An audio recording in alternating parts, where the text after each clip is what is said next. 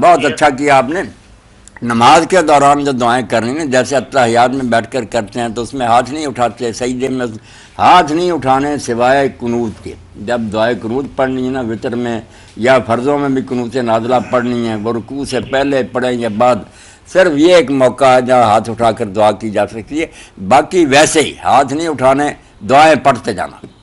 جی ٹھیک ہے جی. تو اس کا وہ عامر صاحب بھی کہہ رہے تھے کہ جواب جو جتنا بھی ہے وہ ذرا ڈیٹیل سے بن جائے. اگر وہ کہہ رہے تھے کہ آپ کی وہ ویڈیو بنتی ہے تو انہوں نے باہر منگوانی ہے. ہاں بالکل, 7 مقام جو ہے نا حدیث پاک سے ثابت ہے کہ نماز شروع کرتے ہی اس کو دعائے استفتاح کہ آغاز ہی ہوا تو دعائیں شروع کر دیں. اللہ مبارک بینی بہت سی آپ نے پڑھی ہیں.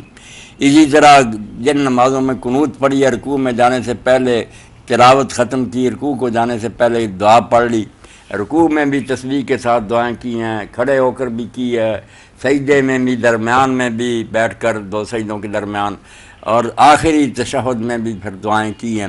یہ 7 مقام ہے جو حدیث صحیح سے ثابت ہے کہ آپ یہاں دعائیں کرتے تھے, دل کھول کر اپنے رب سے مانگتے تھے. یقین جانے نماز کی جان ہی مانگنا, اگر صرف تسبیحیں اللہ کی کرتا رہے مانگے نا تو کوئی نہیں, اپنی حاجت پیش کرے.